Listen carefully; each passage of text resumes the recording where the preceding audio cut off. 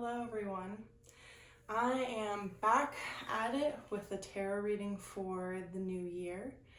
I shuffled my spellcasting oracle deck, not sure if you can see it, to get a theme for this message. And the card that came out is commitment. And what I love about this is you have two birds, a dove and what actually looks like a raven or a crow, tying a knot.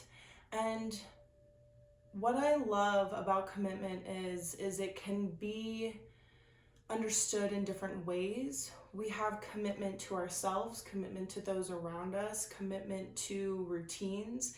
It can mean a multitude of things. And the question that I keep hearing, healing, commitment can heal. Are we committed to our healing? The question I keep hearing is, what are you willing to commit to? And I think this is a good time because we are heading into the new year. I'm not someone who is I don't really go along with the New Year's resolutions because I live in the Northern Hemisphere, so it's not something where when it's winter, I believe it's a time to rest and reflect. But I do believe we're meant to set intentions throughout the year. So what is an intention surrounding the theme of commitment that you are willing to set as we head into the new year? Is it commitment to your rest, to self-love, self-nourishment? Is it commitment to boundaries? Is it commitment to things within personal relationships, how you want to show up, patterns? There's a huge question here of what are you willing to commit to?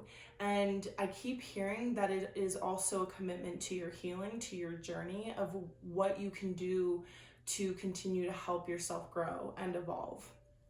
So I did get a little bit into the tarot before this video. And I got the 10 of water, and I am using the Sorceress Tarot deck. So you have the 10 of water and King of Earth.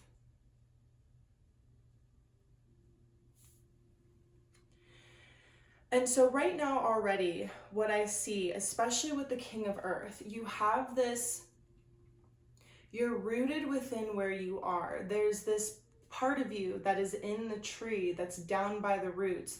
But what are you doing to help yourself grow up? What commitment, what routines, what effort, what, I'm hearing motivation, are you putting into growing the tree that is you? There's gold in this, so I am seeing a lot of solar plexus, and it feels like solar plexus and crown.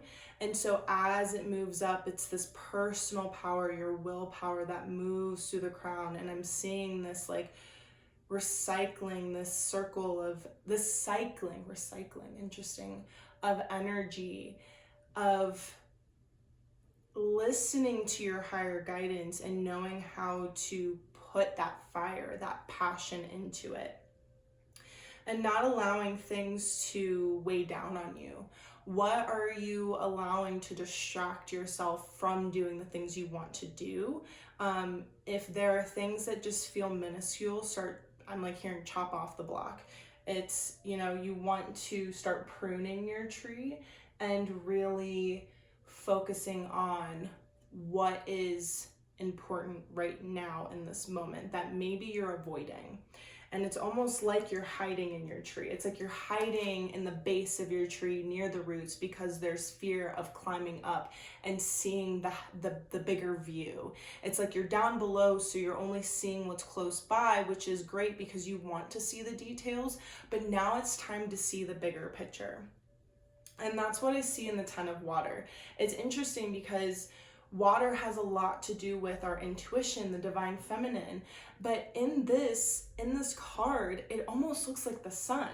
But I see the moon in the middle, and it's almost as if like there's this like blast. It's this eclipse of what is aligning and what isn't aligning. And really sitting with yourself and going within and deep to understand where you're out of alignment so you can get back on track to the things that you want to focus on. You have this fiery passion burning within you. It just needs to integrate with this intuitive aspect of yourself. And in order to do so, you have to stay committed and leaning into the unknown and leaning into quiet and silence so you can hear those messages coming through, and then using your personal power to make those things tangible in this world.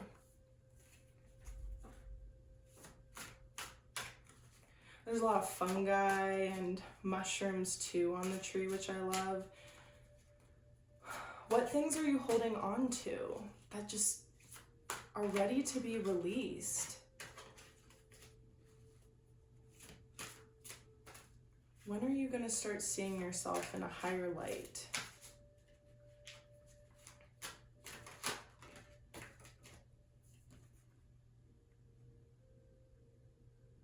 Page of water.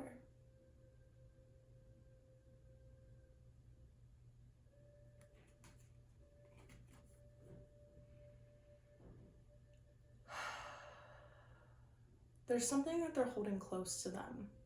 They have flowers in their hair. They're surrounded by flowers. It feels like there's this ethereal, divine, feminine energy just exuding from this card. And then there's something you see like they're holding close to their heart. What have you been holding close to your heart?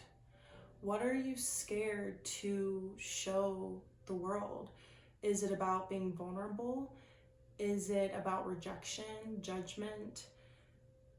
There's a lot here where there's a lot of untapped power that you could be utilizing.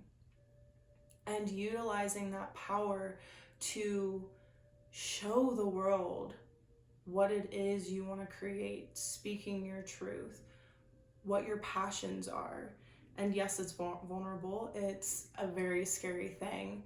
However, when you do something like that, it shows other people that they're capable of doing it too. It's going to be uncomfortable, but do you really want to sit in the uncomfortable for your entire life because you're not aligned with the things you're doing? Or do you want a temporary uncomfortableness because you are stepping into it intentionally to do the things you love, to speak your truth, that then becomes comfortable and becomes a part of who you are, everyday life? And so what are you holding close to your chest, and what are you scared to speak on? Because I'm hearing that this is the answer. This is where you're going to find your answers of what it is you want to do and what you want to share with the world and those around you. Because there's this mask that I continue to see that is ready to come off. When are you going to start showing others who you truly are? And if you don't know who that is, this is why they want you to sit in the silence, to reflect and dig inward of what it is you may be avoiding. What are you scared to face? And why are you scared? Because once we bring that to the forefront and we acknowledge it, it's not as scary as it seems.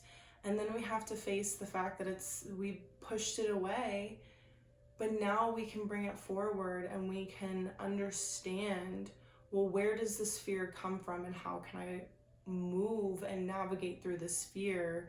Because we're always going to have fear when we do something that is vulnerable. But it doesn't mean that it should stop us from doing something that we want to do, that we love. We can easily block ourselves from doing so much, and it keeps us in this cyclical way of suffering. And it's so easy to make excuses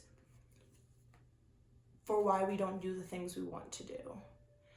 But the way energy works, the way the divine and spirit works, is the more we invest in ourselves, the more we're willing to lean into the things that we're interested in, the more abundance comes into our life, because this is a way we love ourselves. We are honoring ourselves. And so how are you honoring yourself during this time? During this time where we just had the solstice, where it's the shortest day of the year, the longest night of the year. There's so much darkness, but now we're heading into more light throughout the days. So what can you focus on illuminating and bringing to the light? I have 7 of Earth. And you have all these herbs in this card. You have sage. I don't know what the other 2 are. They're not coming to me right now. And we can actually, let me look it up to see what these 2 are. But I'm also here, like, play with earth. Play with nature. It may be cold where you are, but again, it's easy to make up excuses why we don't do things. I saw a video the other day of a town in the mountains in Japan, and everyone's out and about doing everything. It's like 5 feet of snow. There's really no excuse to not go out and about and do the things that you want to do. It may be hard, especially if there's a certain routine or funk you're in, but baby steps. Allow yourself to take baby steps in moving towards whatever thing you want to commit yourself to. I think our society teaches a lot of times that when we commit, we have to go hardcore, like right at once, and then that's why a lot of us burn out. This isn't about burning out. This is about staying steady. So it's knowing when to take breaks. It's knowing when to rest, but knowing when to also continue to come back to that thing. So we're looking at 7 of Earth. You might hear my dog whining. He's a symphony today. All right, so.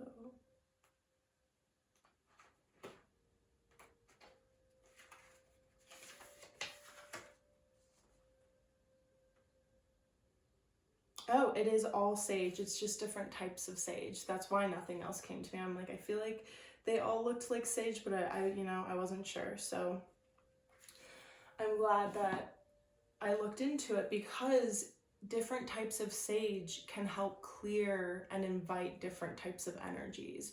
So what can you work with to clear out stagnant energy? What can you work with to protect your energy?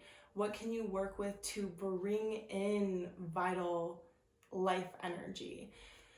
This message is really clear on you getting out of your shell, and it doesn't mean that you have to get up and do something right away, but it means that if you are taking time to rest, let it be this rest where you're ruminating and planting seeds, and what do you want to grow to sprout in the spring. And when you take these steps to commit, it becomes easier to commit yourself to other things. You have to stack it. I see stairs, I see like bricks stacking. Like when you start and with a foundation, and then you get used to doing one thing consistently, then you can add another thing consistently, and then another thing, and then you're doing all these things while still having this balance of self-nourishment, self-love, and creativity, and knowing what that balance is. If you feel imbalanced, then you know what to go back to. So what rituals are you following right now? Because these rituals are important, and I'm hearing that now is the time to start these rituals, to illuminate things that have been hiding, that we've been avoiding, and to really know and trust that facing them is not as scary as it seems. It's not as scary as it's going to be, because you are so much stronger and have this willpower and this passion that's going to help you navigate it. You just have to trust yourself. And trust is a huge thing that has been coming up lately around when we trust ourselves, then we have an easier time trusting others and the environment around us and like the choices we make, because then we there's this confidence as we navigate our external world, because the way we navigate our internal world is very grounded and balanced.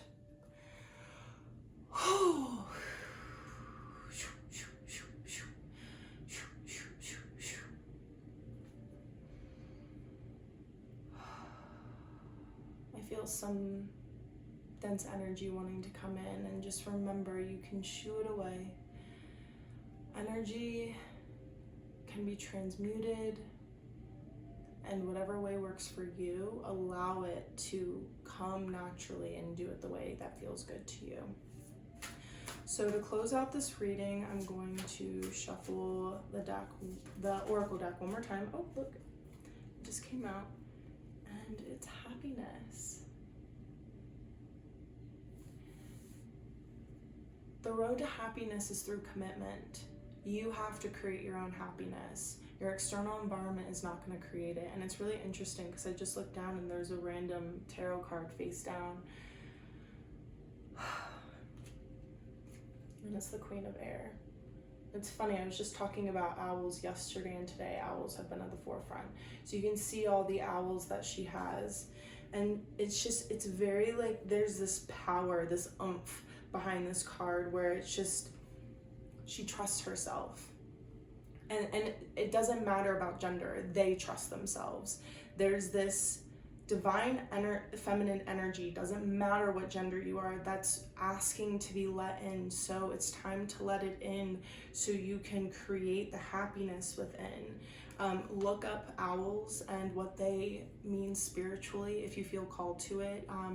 They're extremely wise and they see all, and they see in the dark. So again, what are you willing to face in the dark, and know that you are the light that can illuminate it. You are the light. And so your happiness is what you create on the inside and is what's going to exude in the external. Stop searching for things outside of you to make you happy, because that's very temporary and it's short-lived. It's the commitment to your own happiness, which is through these rituals, these routines, whatever you're feeling right now, that is going to, and I lost my train of thought, so it seems like they may have wanted to stop it there. You create your own happiness, and remember that. And so if you're wanting to dive deeper, please reach out to me. I will link my stuff below. And if you are wanting a one-on-one session, then I would be happy to provide that for you if there are things you feel like are unanswered, because I love working one-on-one and being able to go deeper and work personally with you and your higher guidance. Thanks, guys.